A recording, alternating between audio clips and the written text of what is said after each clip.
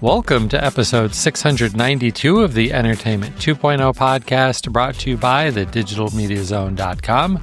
I'm Josh Pollard. And I'm Richard Gunther, and this is the show that puts you in control of your favorite movies, music, shows, and games. And Josh, we have a lot tonight. Well, sort of. Not really, but for a good reason. So we do have some topics, especially since it's been a couple of weeks again. Sorry about that. Big news out of Xbox as they have rejiggered all of the Game Pass tiers and changed the pricing, not in a good way. Apple TV is now 3 things, at least, maybe more. I'm not sure. I'm losing track of the number. TiVo is officially out of the DVR game also. But what I'm really excited about is that we have a special guest with us tonight. Friend of the show, Jon Biggs, is joining us again to share what's been going on in his entertainment center, or dare we say home theater PC? Media center PC, home theater PC. Wow. Lots to talk about there. I can't wait. That is a phrase that used to be uttered every single episode of the show. And now is rarely said. That's actually what got me here to start with many, many years ago. Wow, that's amazing. Well, I am really excited to have you in general, but also to hear about what you've been doing at home with your home theater PC. But we're going to make everybody wait for that. We're going to go through the news first. They don't have to wait through any listener feedback because I don't think we got any. So if you'd like to send us some next week, and maybe you'll have some feedback after you hear what's going on in Jon's entertainment center. But that email address for the future is entertainment20@thedigitalmediazone.com. So, Richard, why don't you get us started with some video news? All right. So the first one is a bit of a head scratcher to me, and I think probably to most sane people who think they understand branding.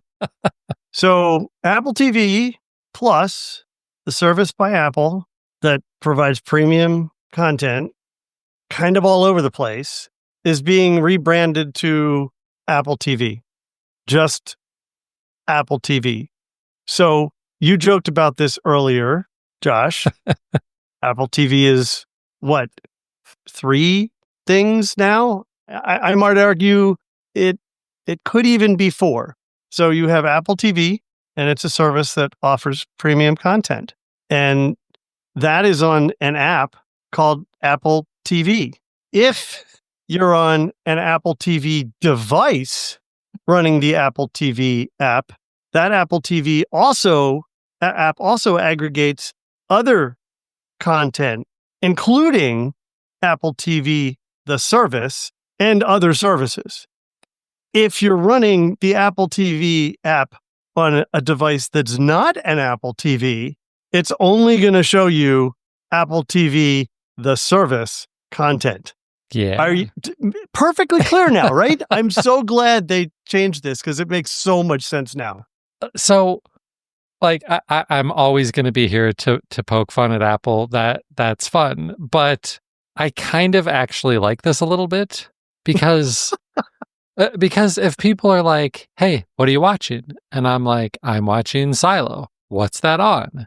I pretty much always just say Apple TV. And then I have to correct myself. Nope, it's on Apple TV Plus. Well, why? Mm-hmm. Like, if I tell you a show that I'm watching and I tell you that it's on Apple TV, I guess I just assume that most people are going to hear that and know that I mean the service and not the hardware device that I don't own, or the application on the hardware device that I don't own. Yeah. Okay. But what if I watch Big Brother on Apple TV? Because I do, both on my Apple TV device and in the Apple TV app, even though it's from Paramount. As far as I'm concerned, it's aggregated through Apple TV. And so if someone asks me, well, where do you watch Big Brother? I'm going to say on Apple TV. No, you're not. Because that's not how you would answer it. You would say, but I'm watching it through Paramount. Yeah. So I have a better question for you guys. What if you're watching Inception on Apple TV, on your Apple TV, on your Apple TV? Exactly. Exactly. That's it. John's got to be on every episode from now on. Like that's Yep. Perfect commentary. Wow. Perfect commentary. Yeah. Well, I think that this is kind of getting attention just because it does make you scratch your head and think a little bit about it. And I've always thought it was weird that there was an Apple TV app on the Apple TV device. Now it's all just Apple TV. Okay, yay. But I do think it's going to be confusing when people talk about stuff. I don't know. It can be a little bit confusing for sure. Yeah. Yep. All right. Well, what isn't confusing is the fate of DVRs. And DVRs as a whole? DVRs as a physical recording device for television content. Really? Who's making them anymore? Anyone? Tableau? Anyone? Software, but hardware? What about Tableau? We'll see how much longer that lasts. Seriously. Anyway, TiVo quietly removed the last hardware device that they sold from their website on the 1st of October. And they have confirmed that, in fact, and this is a quote, TiVo no longer manufactures hardware. That's a big statement. That is a huge statement because they've been signaling a shift away from this for years, going back to at least, what was that, 2019 when they released the TiVo Stream 4K little dongle device. Like, it's been clear that they've been moving away from this, but I don't know, like, it's kind of a gut punch to hear that TiVo, the company that essentially invented the DVR back in 1999, isn't doing it at all anymore. Yeah, it's kind of crazy. What they are doing these days is just software. So there's a TiVo OS, not really all that well distributed in the US. It's on like one Sharp TV, I think starting last year, but it's on some devices in Europe. And they've always been really pushing on services that are more leaning toward advertisers and generating revenue than consumer interests. So I'm not shocked to see this. Certainly, creating hardware is expensive, and the hardware business is not a good moneymaker. So it makes sense in the long run from that perspective. It also makes sense because I think the age of the physical DVR, I mean, if you go to get a DVR from your cable company anymore, they're going to pretty much tell you, no, we have a DVR service, or we have a streaming service where you can record stuff. It's harder to get DVR boxes from a lot of the cable providers now. So it's not surprising, but it's a shame because it was a cool thing when it came out, and I certainly loved mine. I've had multiple generations of them. I still have multiple generations of them in my basement that I can't bear to let go. And they probably still have some content on them. I wonder if that's still viewable. But the good news is that if you have paid for a lifetime subscription or you have any sort of remaining service with them, they are continuing support on the devices. They haven't said for how long, of course. I don't think anyone ever has, but they will continue to support those for now. So that is good, but this is sad. I'm kind of bummed because I love this idea. Do you remember the name of the big competitor? I had to look this up today because I was really curious about it. When TiVo came out, it had one big competitor that ultimately ended up dying because of their content. They had content sharing kind of before Plex did, that you could record something and then let somebody else who had one of these devices watch it. It's right on the tip of my tongue, but I can't think of who it was. Weren't they the first ones? Sling? Was it Sling? No, it was Sling came later. It was not. The competitor, were they the first ones that really went mainstream with giving you the ability to stream your content to, like over the internet to another device? I mean, probably. I don't know if they really want to put that flag in the ground because it's ultimately what did them in the courts. So it was Replay TV. Oh, yes, it was Replay TV. Didn't Microsoft have a big stake in them?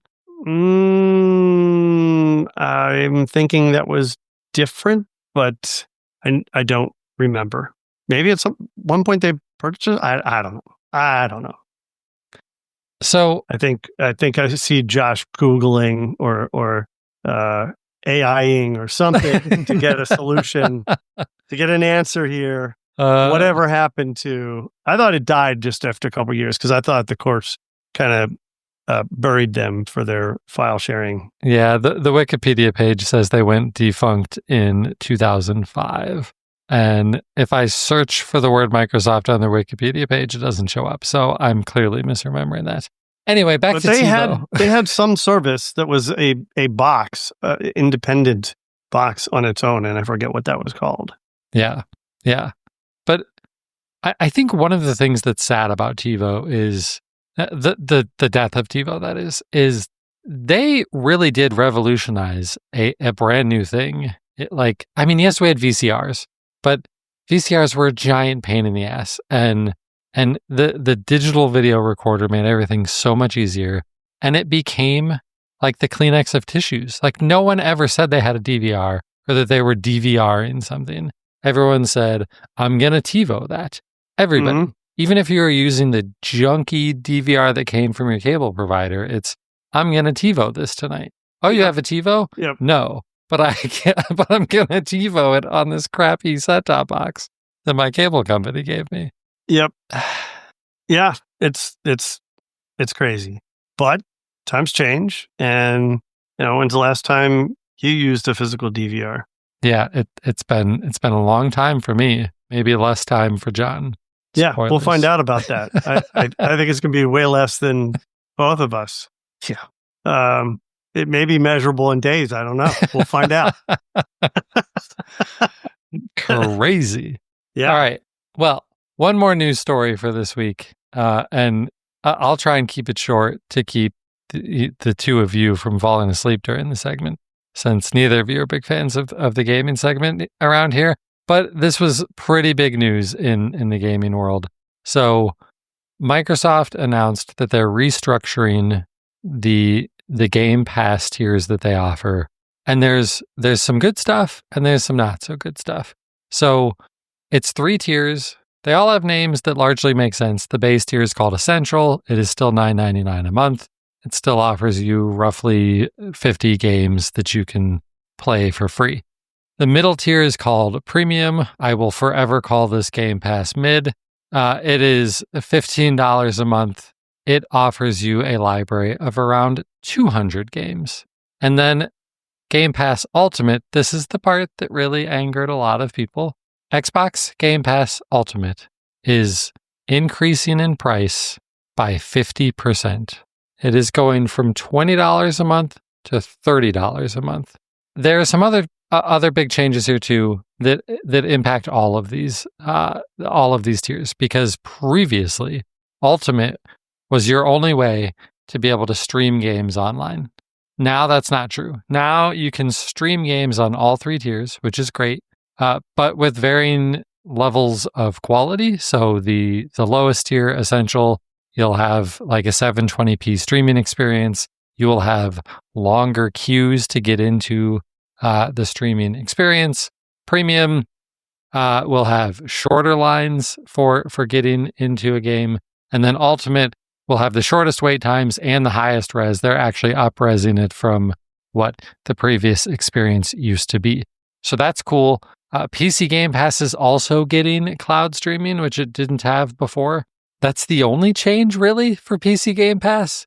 And it's also going up in price from $12 to $16.50 a month. So that was a pretty big jump in price for not a lot of change in value on the PC side. So the rest of the real changes are really about what's in Premium versus what's in Ultimate. And in Ultimate, it is still Ultimate. You get everything. You get the day one releases of everything. They say that's 75 plus day one game releases per year that you can play for free. It still includes EA Play. A big addition here is that they've added Ubisoft Plus Classics, which is a horribly named service because it makes you think that it's nothing but old Ubisoft games, but it's not. It's lots of their newer things too. It's basically Ubisoft's version of Game Pass. And they're adding another thing that they can say more than provides enough value to justify this price increase. They're adding a service called Fortnite Crew. I don't play Fortnite. I had to look up what the crap is Fortnite Crew. Fortnite Crew is a subscription for Fortnite that costs $12 a month. That gets you their battle pass. It gets you some of their V-Bucks. Like, if you're a hardcore Fortnite player, you probably have Fortnite Crew. And if you were a Fortnite Crew subscriber and an Xbox Game Pass subscriber, Ultimate, then you're actually saving money this way. The rest of us are super angry about the cost of it going up by 50%. And so obviously there's a bunch of people who are canceling their subscriptions. And I'm left wondering what the heck I'm going to do too. Because at $20 a month, it was easy enough for me to say, I play enough games and don't really want to deal with figuring out, well, do I want to subscribe for this many months or just during these periods and then maybe just buy some of these games at $20 a month? Like, it was just a no-brainer. Like, that's what we've always called it. It's the best deal in gaming.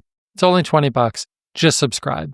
At $30, that's $360 a year for a streaming service. So that's not even discounted? They're not even doing like a $300 a year thing? No discounts.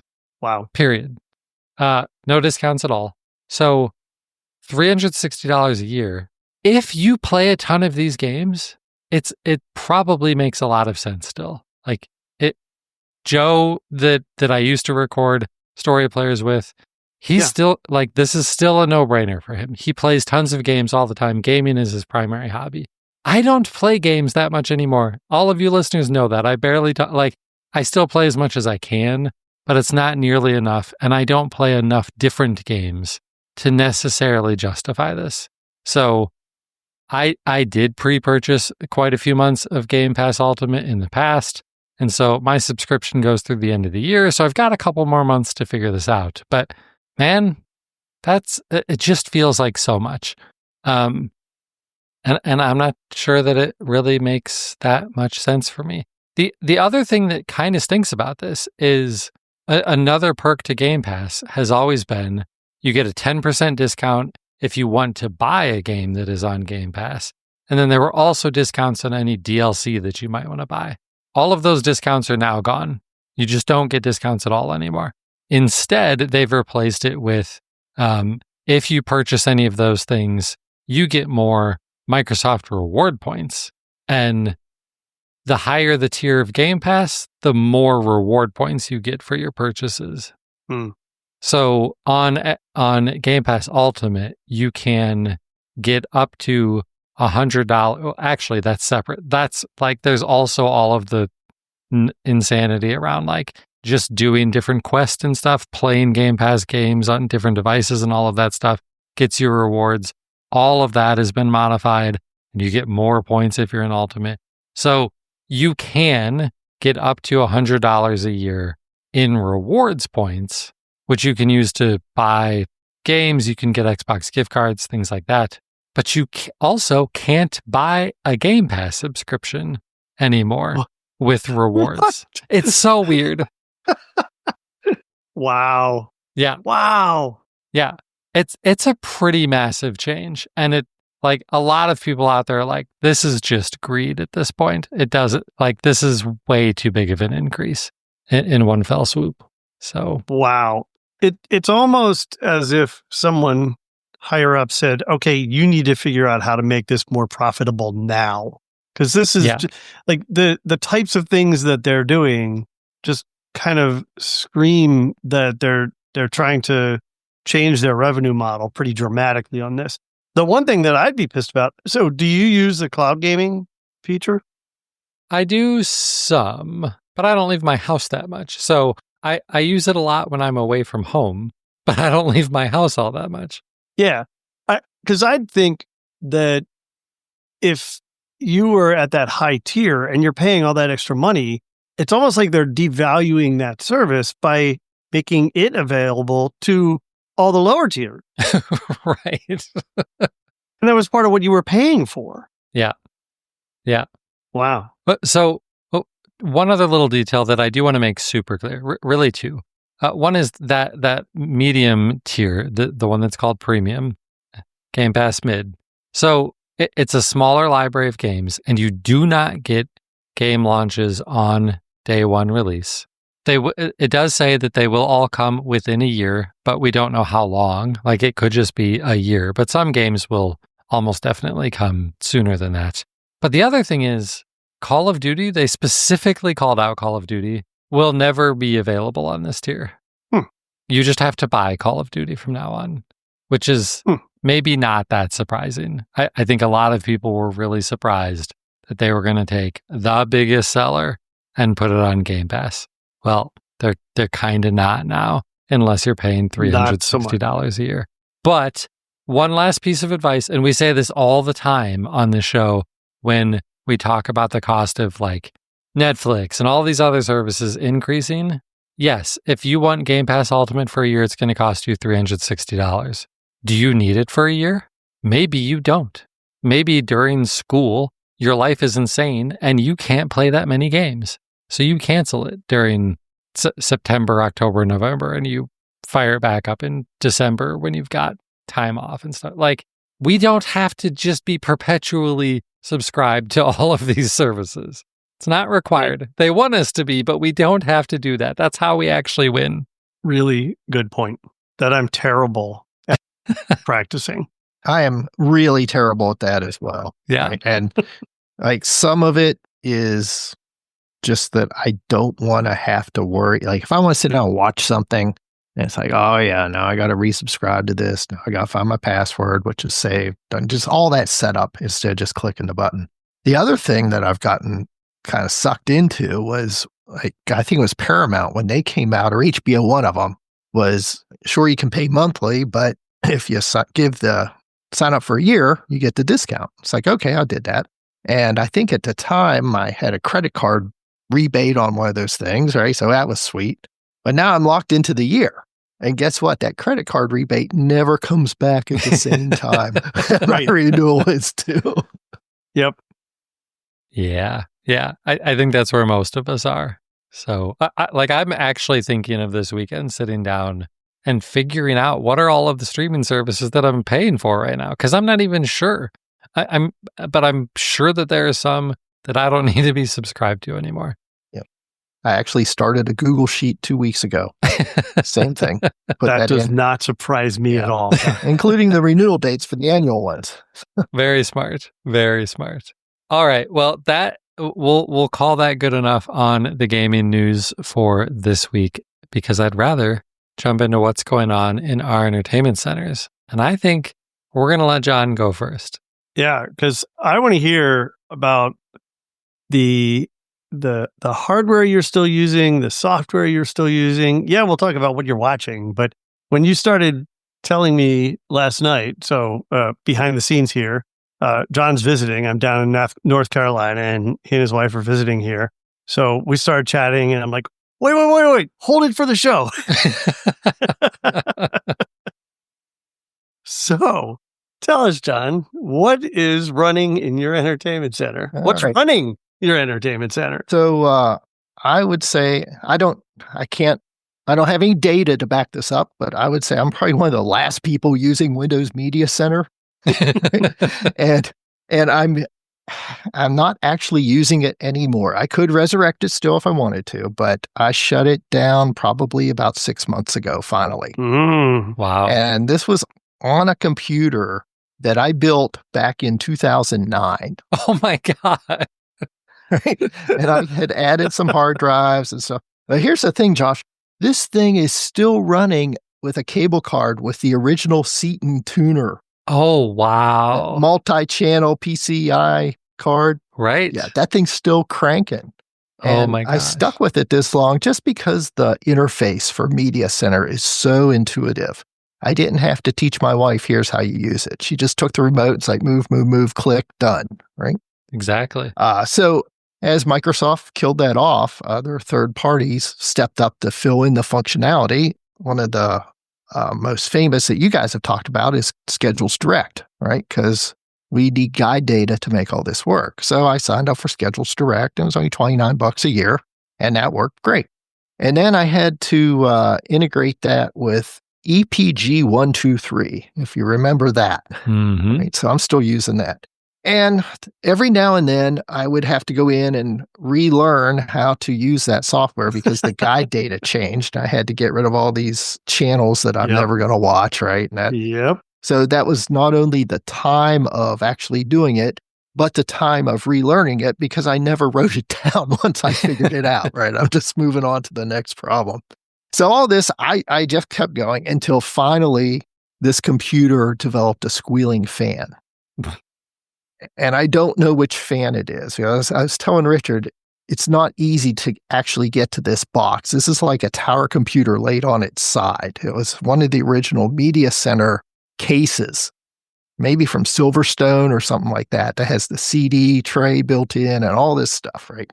In order to get to that thing, I have to move my coffee table in the living room. I have to roll the rug up. Then I have to pull out my media console and then kind of slide back in the 1 foot space that's left back in between the console and the wall because the speaker cables that are running into the wall to go to all the speakers only have, about 2 feet worth of slack in there. Yeah. And then I've got to undo all the wires to this box. So there's the Ethernet cable. There's the cable going into the cable card cable, on and on and on, and then jiggle it out and lift it up over my head and kind of get out there. And then take it apart and try to figure it. It's like, well, I haven't done any of that. I just turned it off. And then, so when do I use this thing, right? I use this thing whenever there's a Starship launch, because then I can bring this back up as a computer and I just bring up Firefox. I go to SpaceX.com and I stream the Starship launch on my big TV. Okay. Yeah, it works really good for that. And then after about 2 hours, the fan starts squealing again. I turn it off until the next time. So finally, no more media center for me. Wow. Now I haven't turned my cable card in because my rule with the cable card, with Comcast, Xfinity is it's working. I don't want them to touch anything. Like I will still pay $2 a month for this cable card I'm never going to use again, just so they don't screw anything else up trying to take that off my account. Right? Yep. All right. So where are we now? So right now I am running everything through an Apple TV 4K. And on that Apple TV 4K, I've been running channels for several years, probably since they came out, the Channels app. Mm-hmm.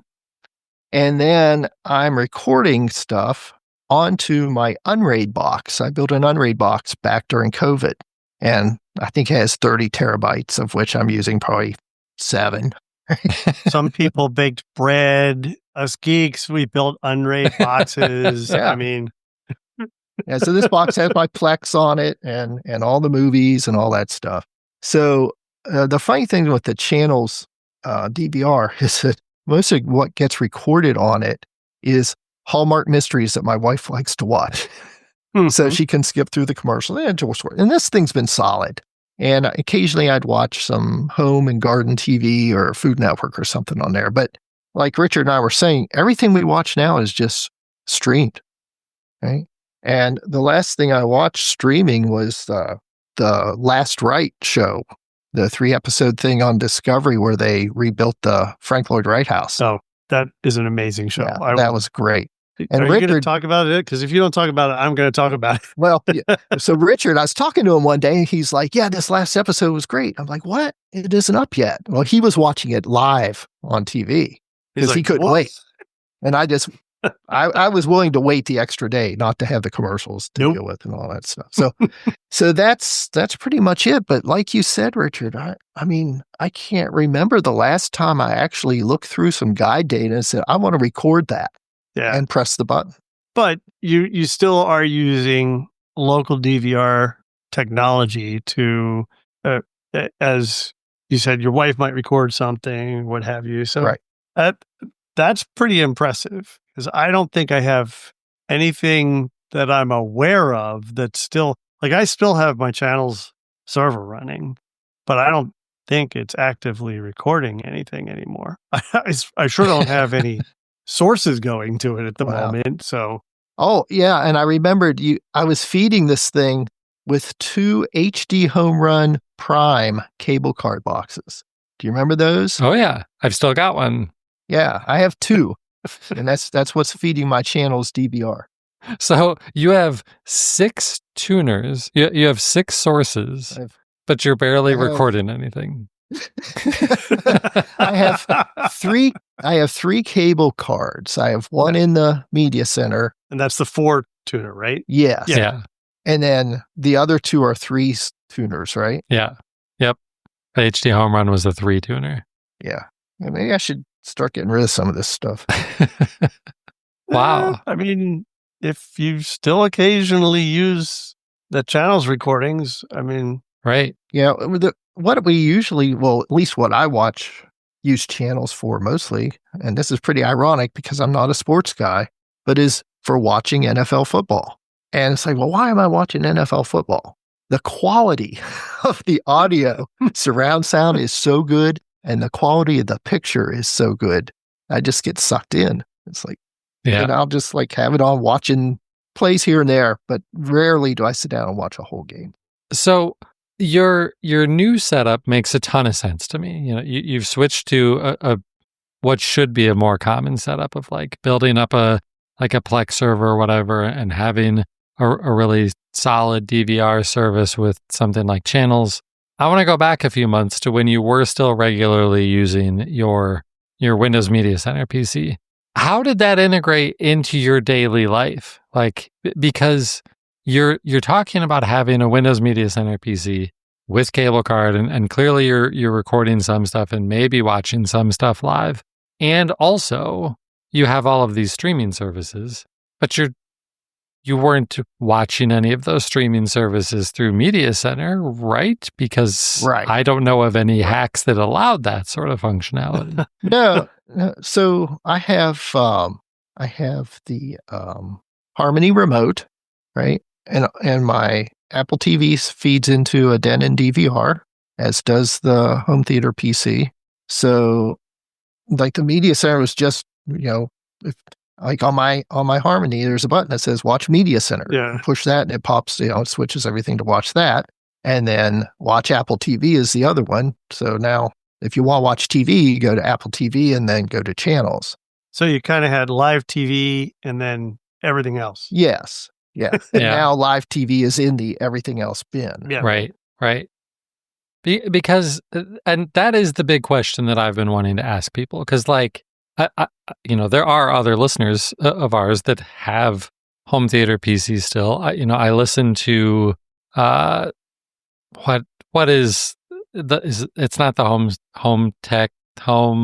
Is it home tech? No, that's the smart home podcast with the 3 guys. Home tech. It is home tech. Okay. Brain fart there.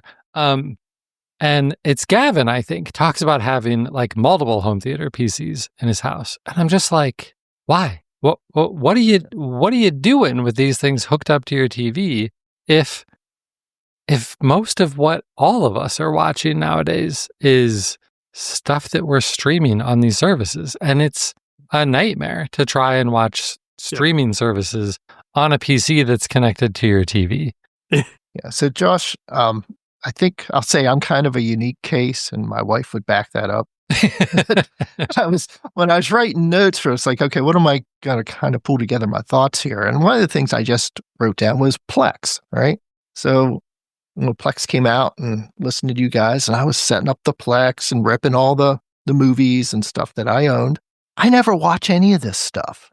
And for me, it's about solving the tech problem. Right? I'm not watching Windows Media Center. I'm trying to keep it alive. How long can I keep this thing alive? Even if I never watch it, right? I build an Unraid box and I have the Dockers running and the Plex and all this stuff. But, what do I do with that? Wait for it to break and then I fix it.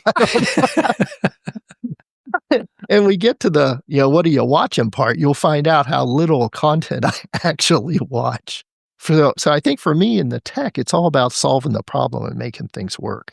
Yeah. And I think for most of us, and I feel pretty safe in saying that for the vast majority of the people that listen to this podcast, there is an aspect of that in all of this for all of us. Like, we love the fun of trying to solve these problems with technology in a way that is going to bring value to our lives and the lives of everybody who's watching this stuff in our house, hopefully. Yeah.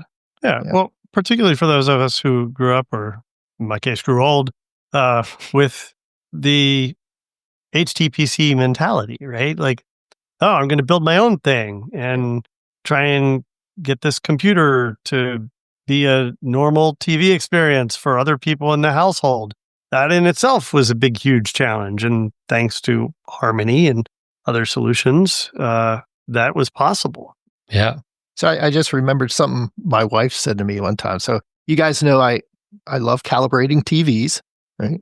And and I was calibrating even before they were digital. I was trying to calibrate analog TVs. And I'm sitting on the couch one day and I have this test pattern up.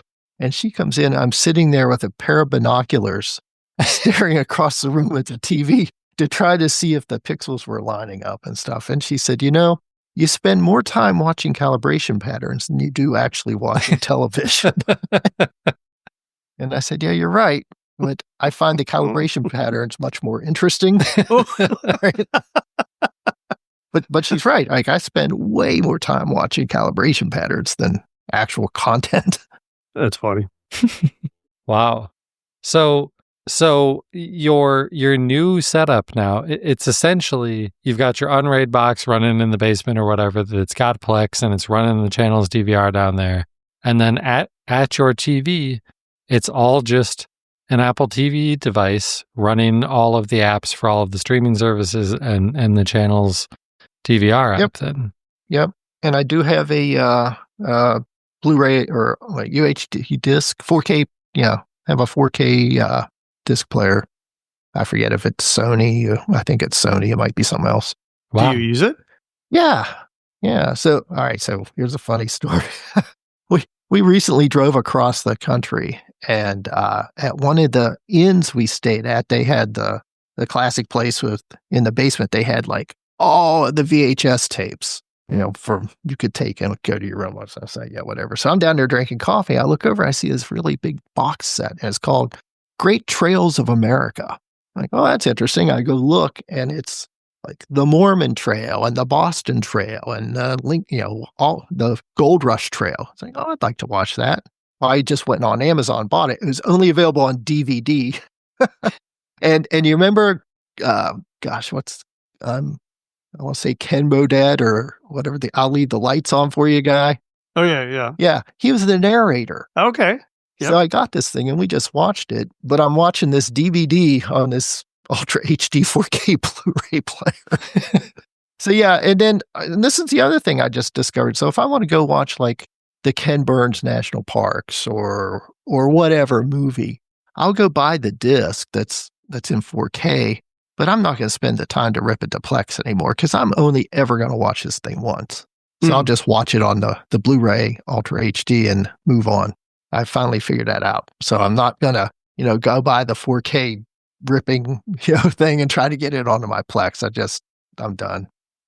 Well, and if you start ripping the 4K movies, then that 7 terabytes of storage in your Unraid server will very quickly fill up. Yeah. And I'll still never watch it. Right. Richard might at some point, but occasionally, so Richard's been kind enough to share his Plex with me, and occasionally I'll go and listen to a couple of his CDs. Because that's about all it streams from my Plex box successfully anymore. They sound great. Well, I think it's funny because just the other, I think in our last recording, Josh, I was saying, are people still watching their movies on Plex? And I sense and suspect a trend away from that because content is so readily available now. Yeah. Yeah. I mean, I think that we've really talked about 25 years of technology related to watching shows and movies. And I think one of the biggest things that killed Media Center was streaming services. Mhm. Like, once you couldn't really do that in Media Center anymore, then you had to make choices on like, how am I going to do all of this stuff anymore?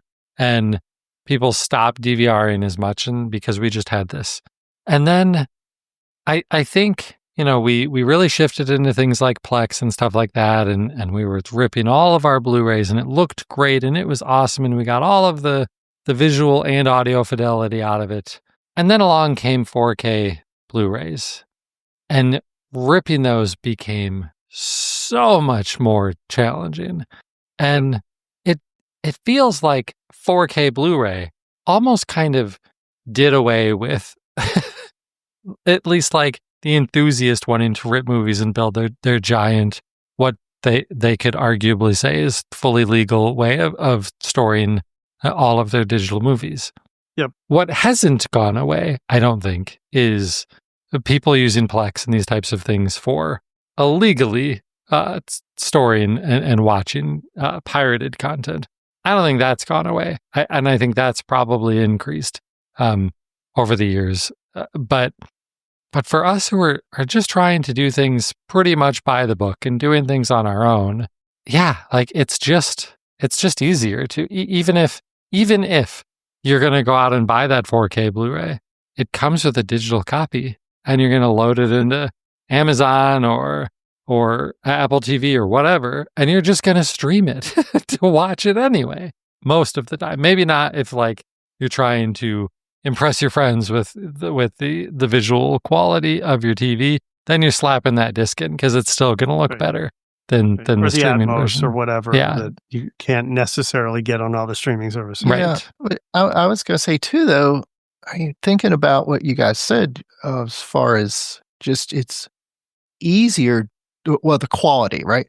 And the quality of things like Andor on Disney, right? And on Strange New Worlds on Paramount. And these are all in surround sound and in Atmos and in, Ultra HD and Dolby Vision and all this stuff. It's really, really good. Yeah. Yep. And if I want to watch a movie, I don't even have to buy it anymore. I can go to Amazon and stream it for like $5. Yep. And you just have to get over I'm paying $5 to rent this, which is, when you step back, is kind of crazy to think the resistance that's there, but I've gotten over that finally.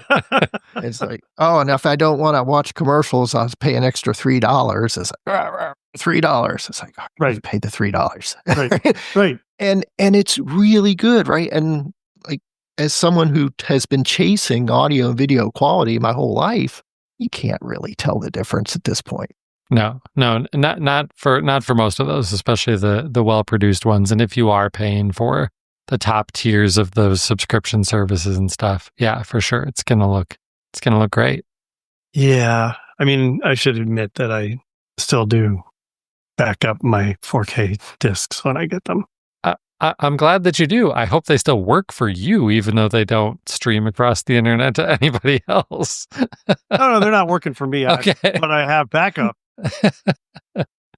Someday I might be able to watch them somehow. You could just put the disc in a player. See, I'm trying to avoid the inputs. I don't want another input. Yeah.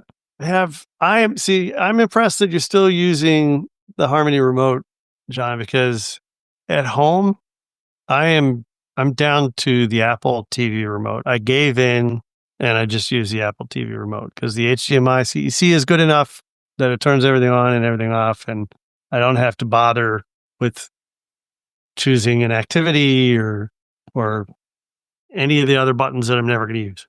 Yeah, so you reminded me too. I was just thinking, man, it's going to be a sad day when that Harmony remote dies. Oh, totally. Totally. Yeah. And then I was thinking, one thing I mentioned to you too is I got the Google TV streamer probably 6 months ago. Okay. I finally took it out of the box, but I haven't installed it yet. Because to install it, I've got to crawl behind that console, like I was saying. But then there's a second part, which is I've got to figure out how to program this Harmony remote to add in the Google Streamer button. Oh, and they've eliminated support for their desktop apps now. So I think you have to use their mobile app. for Yeah, that. and I have that stuff. Again, I just never write this down when I figure it out. But Yeah. so I'm pretty sure I can still do it, but Yeah. that's just one more friction point Yep. into plugging this box in. Yep. Well, if There you it'll go. even work, because does your Harmony support Bluetooth? Yes. Okay. I think, Yeah, I think it does. I think it does. It was the ultimate. It was the ultimate, so I think it Okay. does. Yeah, Yeah. it does. Because it supported that PS3 or 4. Okay. Yeah, then it does. Wow. Well, this has been a really fun trip down memory lane, and really interesting to hear about the way that your experience with all of this has evolved over the last 16 years. Yeah, It's it's hard to impressive. believe it's been that long. Right. Okay, so John, what are you watching All with right. that setup? So get ready for the humor. Okay. All right, so we'll start with the normal stuff. So I've told Richard I've watched Alien Earth, Mhm. right? And I always have mixed feelings about these alien things because the first movie was fantastic, right? Second one I thought was okay, and then all the rest I was like, I can't believe I'm watching this. And then the Prometheus and those others come out, and I was like, okay, this will be cool. Prehistory, we'll figure out where all this came from.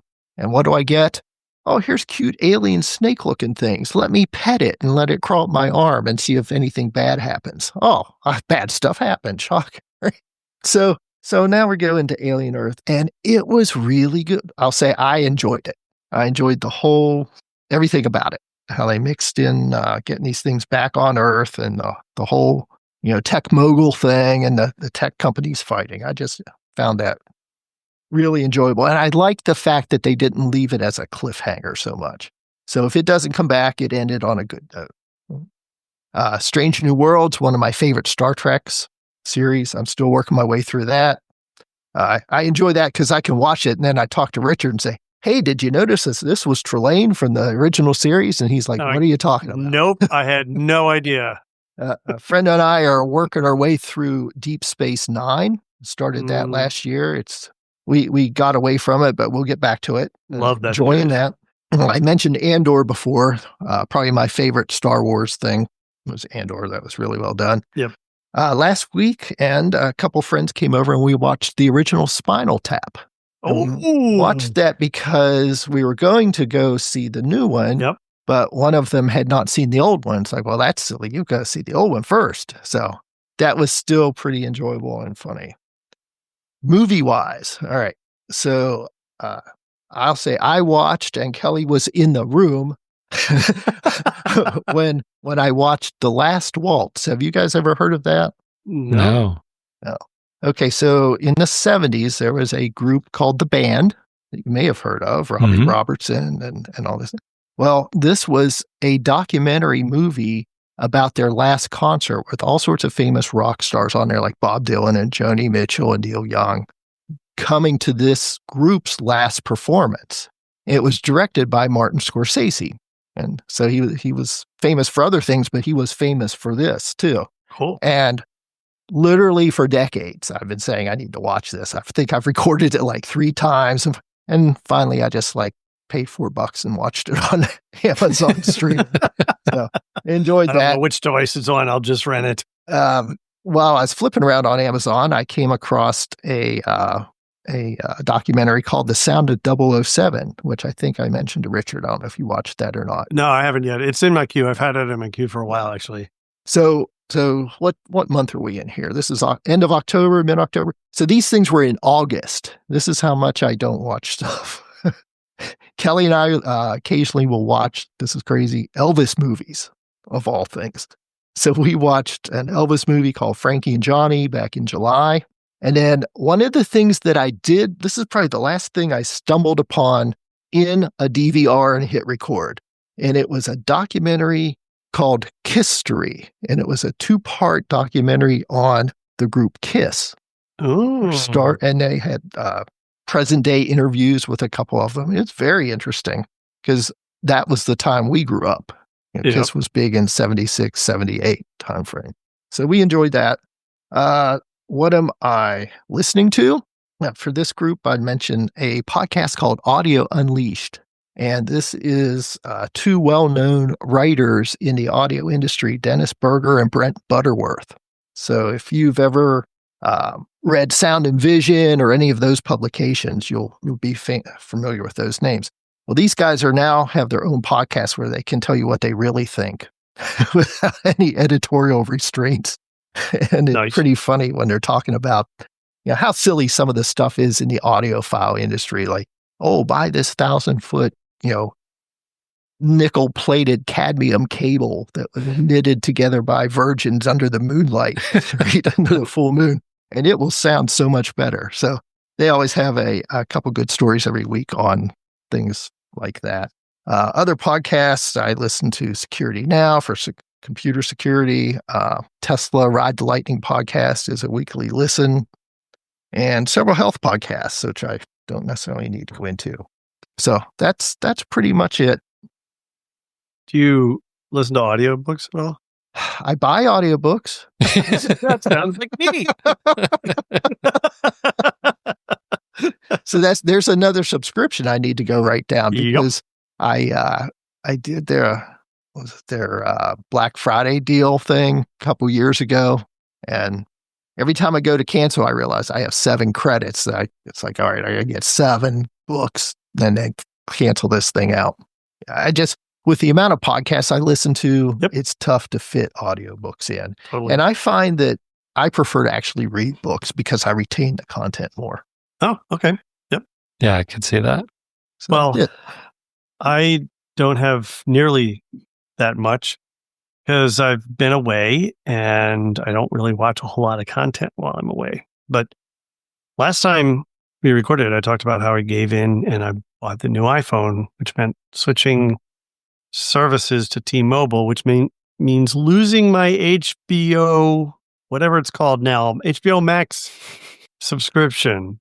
And we had talked about this before, and I wasn't sure which version of the service I had. Someone had written in and said that at one point in time, I probably had the premium service from AT&T, but around last year when they were grandfathering people in, they kind of bumped that down to the non-premium version. And what that would mean is that I only got HD, I didn't get 4K, I didn't get Atmos, I didn't have as many streams.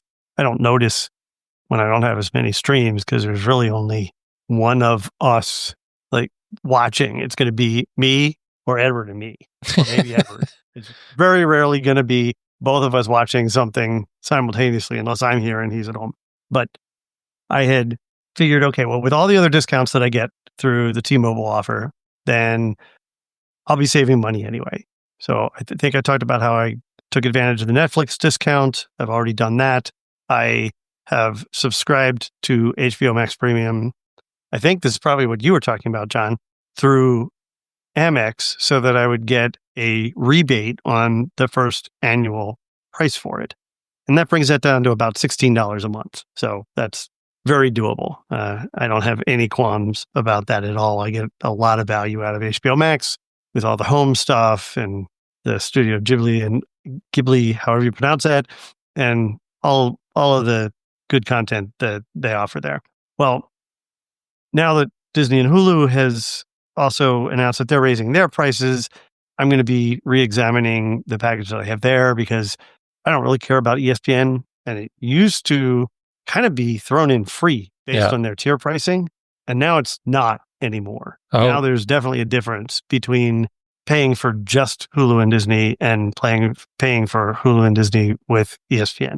So I'm going to, and let me say, and the reason for that is that I can take advantage of yet another discount through, I think it's T-Mobile again. I think that was another one of their discounts is to switch to a Disney Hulu package through them. So overall, I'm going to end up saving a lot of money from the switch to T-Mobile. We'll see if I like their service. It hasn't been so great in the Outer Banks, but we'll find out how it is at home. As far as what I've been watching, I finished Welcome to Wrexham, season 4. Really hope there's a season 5. I've been thoroughly enjoying this. I got stalled on it when my friend that I'd been watching with, we couldn't get together to watch it as often. And so I just decided to finish it on my own. And then Big Brother has wrapped up. I was really not at all happy with this season. I didn't like how I just did not like the conclusion. I have, however, started watching The Amazing Race because that starts usually right after Big Brother. And just as a little bit of a slap in the face, since I didn't really like Big Brother so much this season, who's in The Amazing Race this year? All Big Brother people. It's all Big Brother people running The Amazing Race. So this is interesting. It's not annoying yet. I imagine it could get to be that way. But this sounds like the best season of The Amazing Race ever for you. Well, maybe. We'll see. We'll see how it goes. I'm enjoying it so far. From what I can tell, there's only 8 episodes listed, which seems really short for an Amazing Race run, particularly considering how many people are still in the race. So I'm curious how they're going to pull that off because it's already like 3 or 4 episodes in. Not sure how they're going to make this work, but maybe they just haven't posted all of the information for the remaining episodes yet. I don't know. I got back to Severance season 2 because I had kind of lost track of that. And I started watching The Paper. I don't know if I mentioned that last time. That's the spinoff from The Office. No, I mentioned it last time. You mentioned it last time. Yes. I forgot to mention it. So I started watching that. I'm liking it. I liked The Office, so I think I will probably like this. I started season 4 of the Bob Newhart Show, which I just occasionally, when I don't have anything else to watch for 23 minutes, will watch an episode of, and so that is fun. Interesting as I've watched that show to see the style of their apartment change over the years, because this is that very awkward 70s period where they have like a Harvest Gold refrigerator and an avocado stove. yeah, exactly. Stuff like that. Yeah. And big floral prints on the wall, and they just switched to blues in the apartment now. So it's like, oh, okay, we're getting close to the 80s now. I don't know, but that's kind of entertaining to watch. They even had a couple episodes where they talk about changing the furniture and how it was like hard to get used to new furniture, and it's kind of entertaining. We watched a couple of movies, and one of them was a rental from Amazon, The Naked Gun, the new version of The Naked Gun. I freaking loved it. Really? I loved it so much. Oh, yes. Now, first of all, I loved the original. I loved the series Police Squad. I was totally into this genre of movies. And I'm kind of bummed that I just rented it. So I feel like I'm going to need to purchase it because, like these types of movies, you got to look at everything. Like there's something hidden everywhere for you to laugh at if you catch it. Right. Including stuff throughout the credits and things like that, the classic of this kind of film. So I thoroughly enjoyed it. Some friends, after watching multiple times the introduction to the Emmys by Nate Bargatze, I think I'm pronouncing that right, comedian. He has a couple specials on Netflix, and we watched one of his specials called Your Friend Nate Bargatze. I do not generally watch stand-up comedian shows. They're not my thing, but I thoroughly enjoyed this. And then finally, I finished reading or listening to Transformed. And because I too realized that I have about 5 or 6 credits that I have not used on Audible, I have again paused my Audible subscription because I'm clearly not keeping up, so much so that I have, want to guess how long my podcast queue is? Oh no. Please don't tell me it's like more than 2 weeks. It is more than 2 weeks. Oh no. Yeah. I have been behind, well, for the last 3 episodes that we've been recording this, and that at least spans 2 months. I've been at least a week behind, and it's just gotten worse and worse and worse as I've been down here because I've been so busy and with people here and working around the house and everything else. I just have not had a chance to listen. Plus, I needed to get this book read for a work thing. So yeah, I'm way, way, way behind. So I need to be catching up on that. I'll probably be doing that on my trip back home. All right. How about you? I do have a fair amount of stuff going on. So I mentioned last time that I might need to try the Plex DVR again because Josh, I told you DVRs are dead. Right. Just go back and listen to the rest of this episode. I was going to say, after we're finished recording, go start and listen to this again. Right. Right. You know what you need, Josh? You need a TiVo. I have a few. I've got one in my closet right up there, actually. I could just plug that in. So I had been thinking about playing with the Plex DVR for two reasons. One, just to see how far it's come, see if it's better now. And two, because it would allow me to be a cheapskate and tell my daughter that we're not going to keep subscribing to, is it Paramount Plus that has George and Mandy's First Wedding and Big Bang that Theory? would make sense. Yeah. Yep. So we have that right now. And I think I got it at a discount. And now that discount is over. And I don't want to keep paying for it because I want to get rid of some of these services. And I thought, well, the brand new season of this, it starts, I think, actually tonight or tomorrow.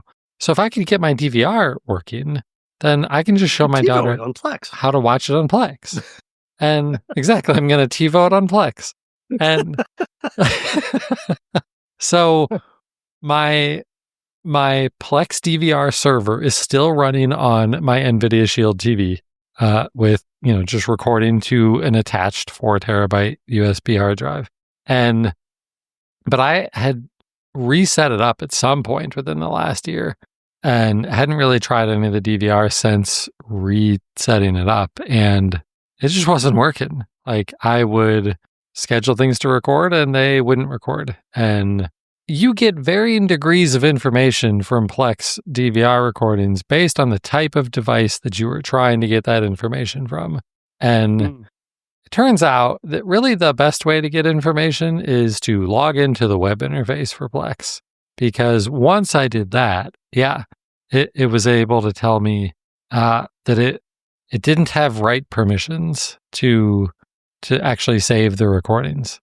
Oh, okay. Yeah. So there was a log entry or something that you were able to access there. And it wasn't even in the log. Like, you could go to this DVR schedule page if you're logged into the web interface. And there it said, some error message about not being able to write the recording file.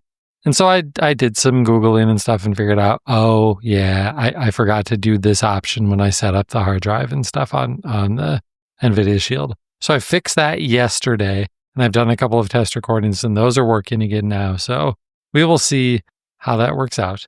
I did think, well, why don't I just use Channels? Channels was always so great. And then I remembered, Channels stopped supporting the NVIDIA Shield. So that's why I'm not going to try it with Channels, at least not right now. If I don't love this Plex option, I may give Channels another try though, because another piece of hardware that changed in my house over the last couple of weeks is I bought my daughter a new gaming computer because she had been using my old computer, which only runs Windows 10. It was not capable of being upgraded to Windows 11 because the processor was too old.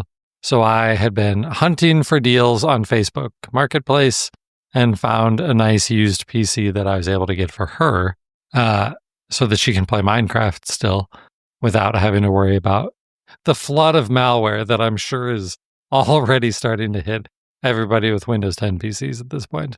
And so that means that I've got her old computer sitting on the floor next to me, actually. And I thought I could throw Linux on this and make that a Plex server and a Channel server and all of that. So that might be a fun thing for me to play around with soon too. So we'll see. You might hear about that more in the future. The other hardware stuff is my Pixel Buds Pro 2. They got a firmware update last week, I think, that added some cool stuff like you can shake your head no when a phone call is coming in to decline the phone call, which I think is kind of cool. So I hurriedly installed that firmware update.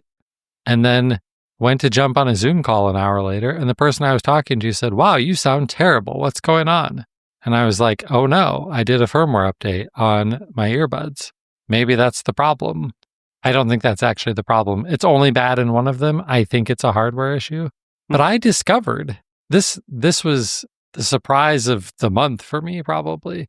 I discovered Google actually has telephone support. Did you know that? I bet you assumed they didn't, because it's basically impossible to get any support from Google on anything. I had no idea. Did you know, John? I did not. Yeah. So I spent a half an hour on the phone with Google tech support, basically having them tell me all of the stuff that I read in a troubleshooting guide. And they were not able to solve the problem.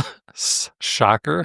And they were like, "But we're going to take down your information. We're going to keep looking into this, and we'll call you back within the next 2 days." You're like, sure. Yeah. It was just like junior high. That girl never called me back.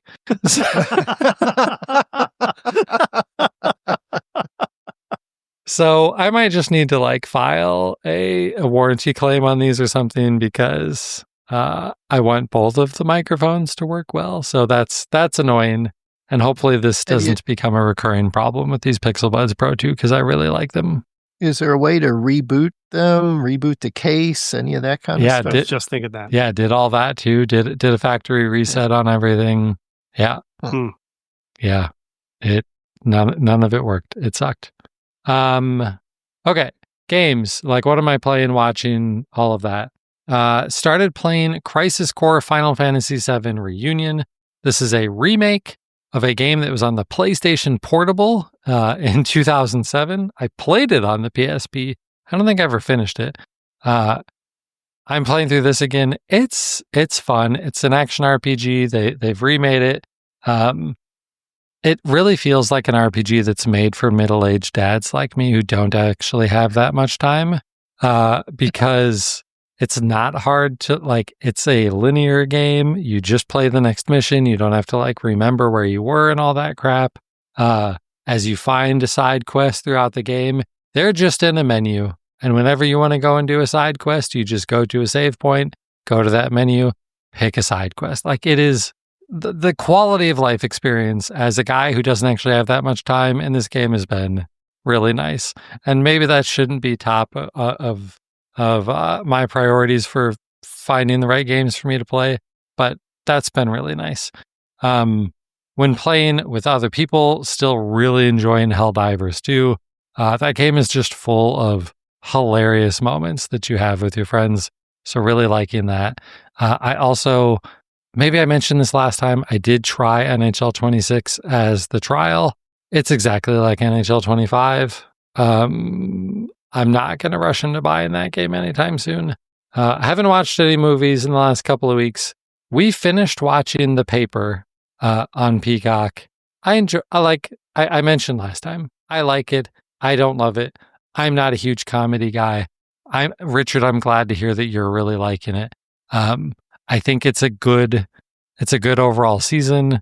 I do really enjoy all of the references to Toledo. And once you finish the season, we'll have to talk a little bit about what happened at the end of the season, because I wonder if maybe they're moving things too fast in this show. So, but it's good. I also tried Alien Earth. I've always heard great things about Alien movies, Alien whatever. I haven't really watched any of them, though. Any of them. And my oldest daughter, she likes scary things. Ooh, she likes some sci-fi. And so over the weekend, I was like, let's try Alien Earth, because it's scary sci-fi. She was bored. She stopped paying attention 20 minutes in. I thought it was interesting, so I think I want to watch more of it when I can find the time for that. But she wasn't into it. Have you seen the original movie? I haven't even seen the original movie. I would start with the original movie. Yep. Decide if you want to watch Aliens 2 or not. That's not so critical, but I'd say watch the original movie, and that'll at least give you an idea of the background of what you're watching here. Yep, I agree with all of that, because I did try also Alien Earth, and Edward wasn't into it, so we didn't keep watching. I liked what I saw, but largely because of the obvious references to or callbacks, if you will, to the first movie. And so I think you're missing a lot of it. And I understand why they would think it was boring. I totally understand. But if you're an Alien movie fan, I think you'd be eating it up. So you may want to start with that. Alien is a great space horror movie. I totally disagree with John. Aliens 2 is awesome. That's what I've always heard. Aliens. Yeah, like it is a good action film. It's not a horror film. It's an action film. Yeah. Yeah. I mean, Aliens is one of those movies that always comes up in that debate of like, what are the movies where the sequel was better than the first one? And lots of people bring up Aliens. So, yep. Okay. So watch the first Alien. Maybe don't need to watch the other movies before coming back to Alien Earth, though. Yeah. If you're going to watch the other movies, only watch the second one. That I agree with. Oh, so 100%. Prometheus wasn't worth watching? Oh, nothing else is worth watching. What about Alien versus Predator? I'm kidding. I'm sure that was terrible. Actually, they're good. Oh, wait, there's multiples? Most of them were good. Yes. Okay. All right. Well, so that, and football. I know you guys don't like sports, but I do, except for, now that I'm a cranky old man, I don't like the fact that my Lions are good and it means that they get more primetime games, because I don't like staying up until 11:30 to watch a football game. I want to go to bed a little earlier, especially if they're going to lose like they did on Sunday night. For books. Agreed. Yeah. For books, I finished Forward the Foundation, which is the first prequel to Foundation. Or no, that was the second one.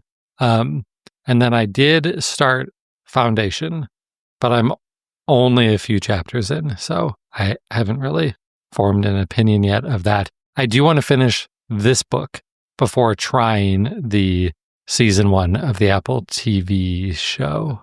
So Josh, when you guys were talking about this before, I read the Foundation books back when I was in 7th grade.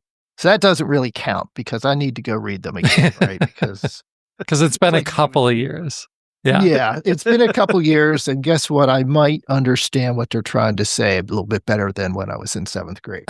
That all said, one of my friends, when that thing came out on Apple TV, his review was Foundation, the Apple TV series with the same title as a bunch of books by Isaac Asimov. Because apparently it's not quite the same. Okay. Yeah. But I haven't watched it either. So. Yeah. So maybe I'm wasting my time in trying to read a bunch of books before watching the show. No. I would probably flip it around and say you're probably wasting your time watching a show instead of going to read the original books. That could be. But I don't know. I mean, this is like, if it's good enough to stand on its own as it is, right? Maybe it doesn't need to be exactly like the books. Yeah. I think that is the right way to look at this. They can both be good on their own, or maybe only one or the other is good. So, or maybe they're both bad. I don't know. Perhaps. I mean, the first 2 prequel books kind of like those good. Alien movies. Yeah. So that wraps up what's been going on in my entertainment center also. So I think that about does it for the show. So how can you get a hold of us? Well, there's a lot of ways. All of them are in the show notes over at our website, www.thedigitalmediazone.com. You can get links to everything we talked about and all of our contact info. I'm on Twitter still, kind of at Josh Pollard. You should find me on Blue Sky instead, though, with the same name. Richard is at Richard Gunther on Mastodon and richardgunther.com on Blue Sky. John, are you on socials and in any way that you want to share your contact info with us? Yeah, I'm like the anti-Josh, so you will never find me on Blue Sky, but I am on X, where I'm trying to find all the latest Tesla news that I can. And I think my X account here... Are you guys even allowed to say X account? I mean, sure. Call it whatever you want. Yeah. It's at Jon B65. All right. Perfect. And Josh, I did respond to your poll question there. Was that the one about smart locks? No. That was only on Blue Sky. About engagement. It was about engagement in the show. Oh, right. Okay. Yeah, we'll talk about Still that there later. waiting for you to log in again. Yeah. Well, we will of course be continuing to try to get back on a normal routine, but we won't be doing that next week. Next week isn't going to work for a show this week, so hopefully we will see you all again in a couple of weeks, because that's going to do it for episode 692. My regular co-host, of course, is Richard Gunther, but thank you one last time to Jon Biggs for joining us. It was a blast having you on the show. And I'm Josh Pollard. I had a great time. I'll just jump in once more time. Thanks, Richard, for letting me sit in with you guys. It's a blast. Absolutely. Yeah, it was so great. All right. Thank you, everybody. And thank you for listening to Entertainment 2.0. Adios. Goodbye.